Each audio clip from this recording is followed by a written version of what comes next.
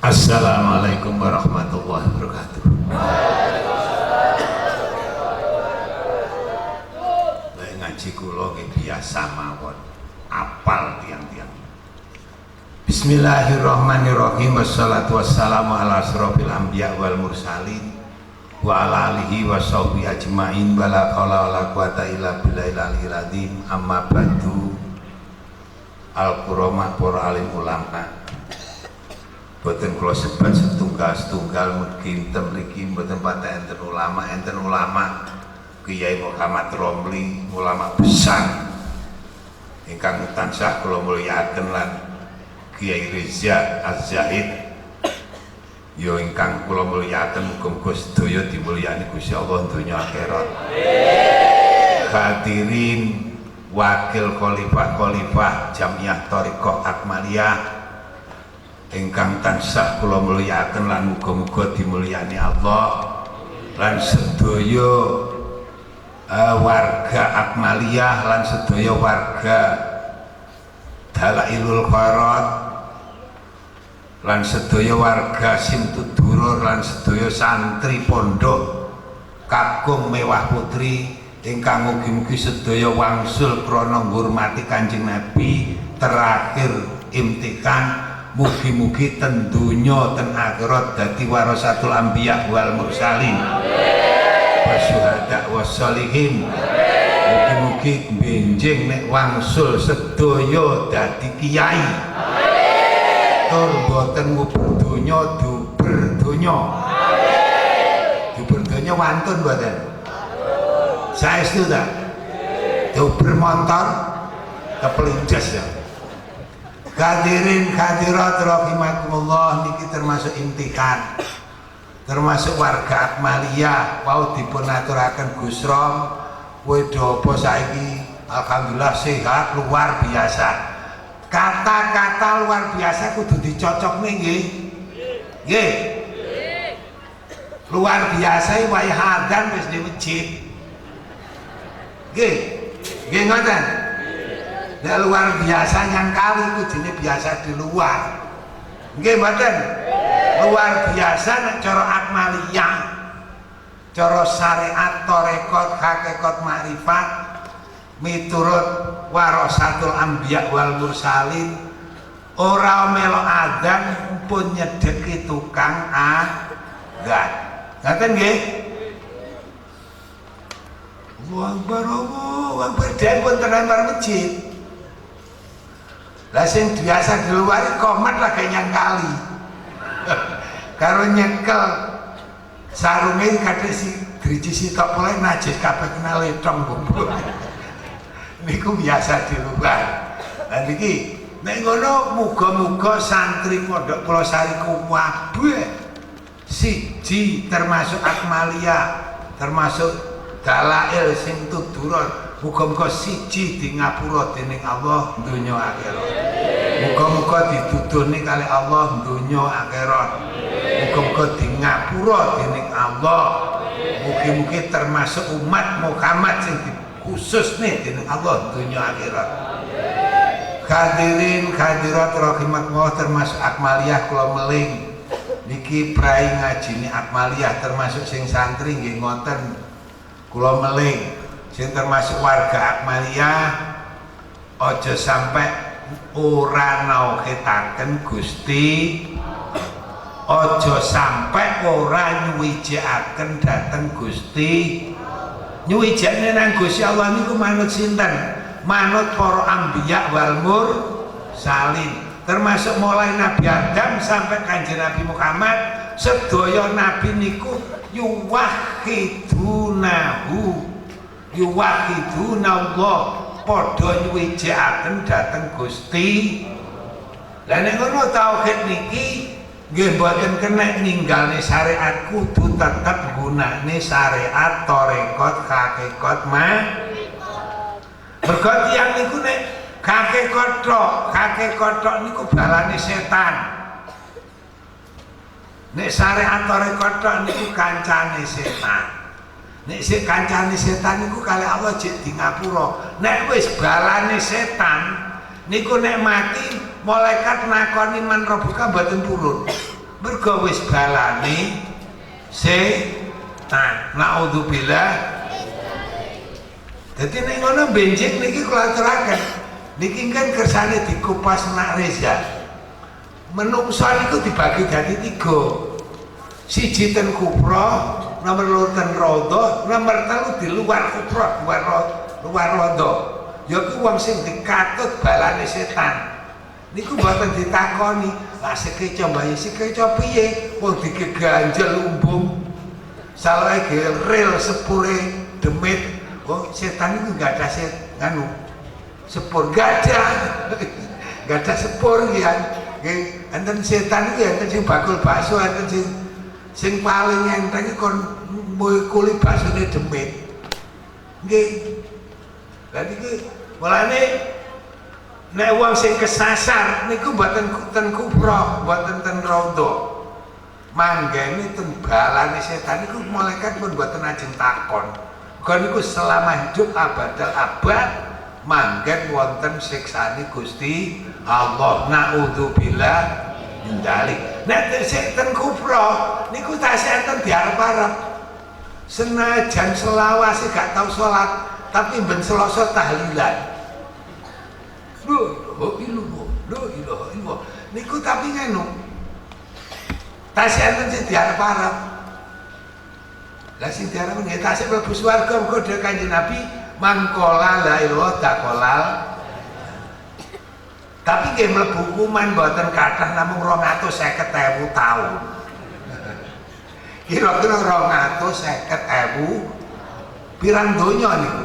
Pirangan nggih. Kira-kira ya awake memet malah. Mboten memet malah gawakah gedhe.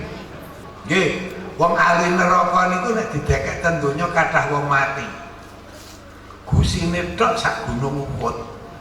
Gusine iku gorong irunge. Wah, lah niku lek nguyuh wah banjir. Niku nggih, gusine tok sak gunung Uhud lah selakangane. Wah, mboten karu-karuan niku. Nggih, niku ahli neraka. Lah niku tapi disiksa karo Allah mboten kathah namung 250.000 taun. Iki nek pun memet angsal apa maneh sawake melok Simtu Duron niki menawa disuduh nggih entuk grasi. Melok Simtu Duron ngeten iki gandol sarunge Gus Rom ora ketang keplorot kenek paling. Gandol sarunge Gus Rom, tapi sarunge Gus Rom mboten nate sabukan, hati-hati rek ning gandol. Ya niki mulane warga Akmaliyah kula suwun aja sampai ora nauhidne Allah lan aja sampai sampean muni luar biasa, aja sampai ora jamaah. Ngoten nggih. Eling-eling wiritane Akmaliyah sing akeh astagfirullahaladzim ya latif ya badiu Allahu akbar alif lam mim sallallahu alaihi wasallam. Lah nang niku nggih kok kurang marem enek wong wiritan panis sawi melok mboten apa-apa. Bayai nek wiritan karo ngadeg mboten apa-apa. Ten Pulasari ku nek bar subuh wiritane karo ngadeg. Nggih, sebabnya napa kiai ini kesel bendoki omah. Jangan ngadeg mawon. Engko nek ngantuk ben mak glosor. Mergo santri Pulasari niku nek kan minggu apal. Oleh assalamualaikum niku khususane la Fatihah salah gremeng-gremeng Abdul sita ngorok. Niku dibendhok nggih mboten turun. Tapi nek ngadeg mboten usah dibendhok melek iki. Kok purun ngantuk monggo ayo le ngantuk ale sing tenan. Ana sing sendan lho jeneng ngantuk ya kedebu. Saniki niku sing ngaiti ngoten Gus Rom, kula nerokne. Kula nerokne tak pikir-pikir ya bener Rom li.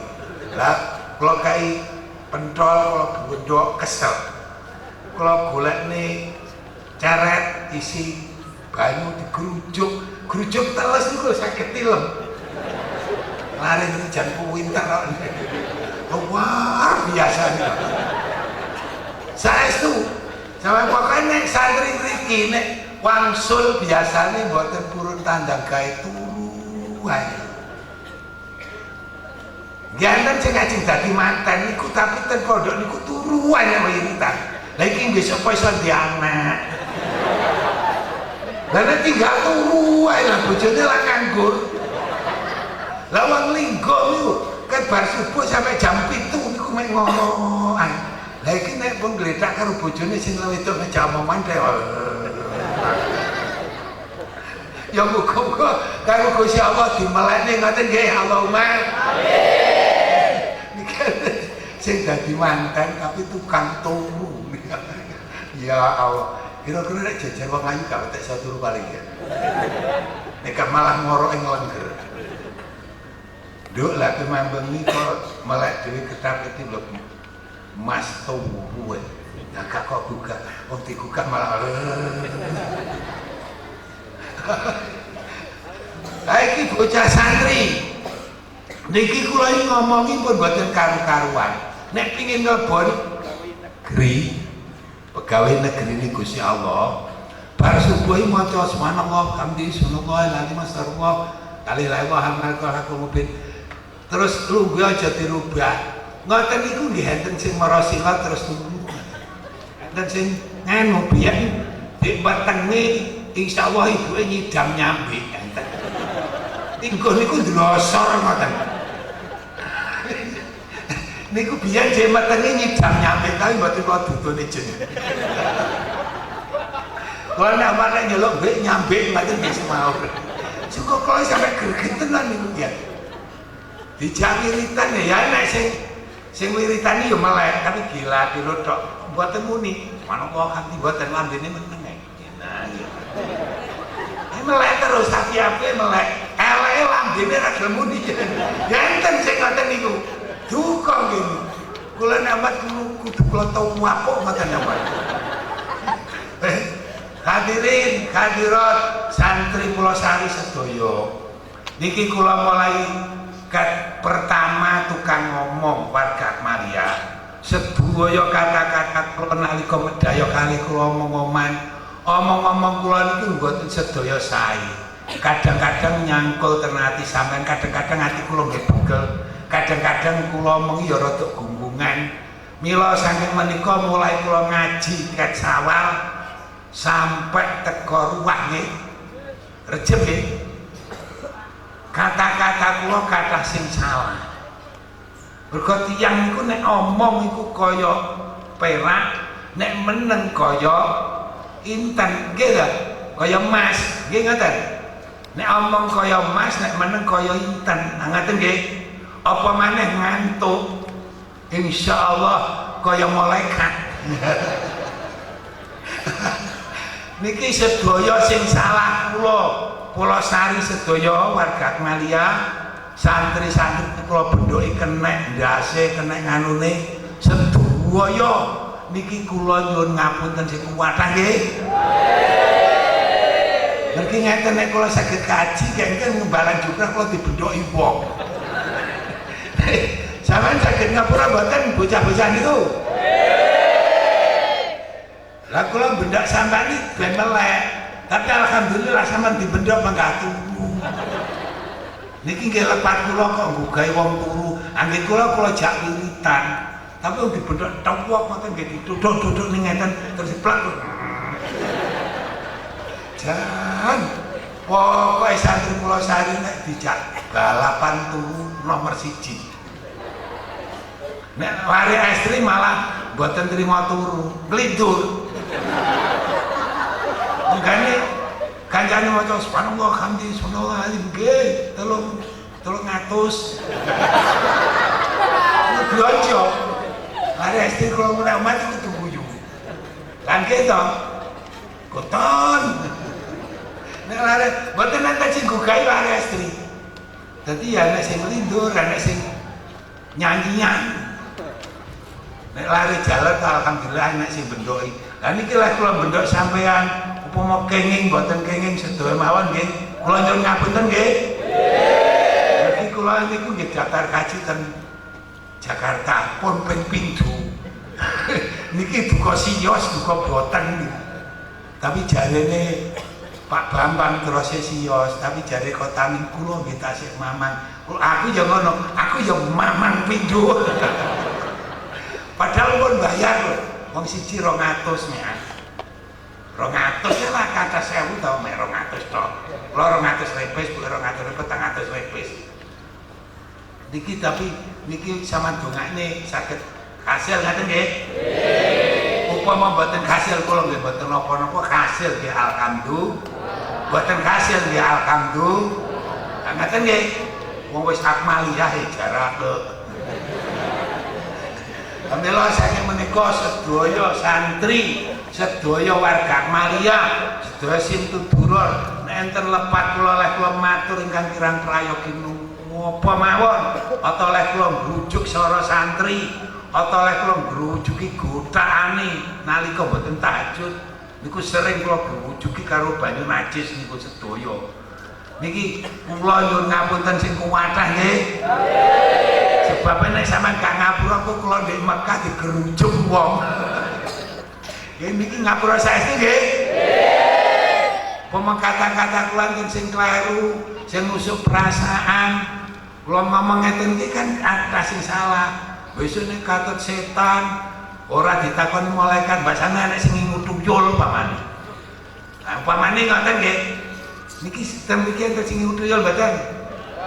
Enten lah kula niku tuyule kathah nggih. Niki kula nyuwun ngapunten sing kuwathah nggih, nyuwun ngapura nggih. Ya dianggep mawon kula ngene iki ngejak amar ma'ruf nahi mungkar namung sak kuat tenaga kula, sak kuat kula muga-muga warga Akmaliyah, warga Dalailul Khairat, warga Simtuduror, santri pondok kabeh muga-muga dunya akhirat diparingi pitutuh kali Allah. Muga-muga kabeh matine husnul khotimah. Muga-muga kabeh mlebu swarga. Hadirin atur kula cekap semanten enten gerang langkung ingkang kula matur niki terus dipun terusaken Gus Reza. Mila saking menika kangge kula enten kirang langkunge kula nyuwun pangapunten sing kathah. Assalamualaikum warahmatullahi wabarakatuh.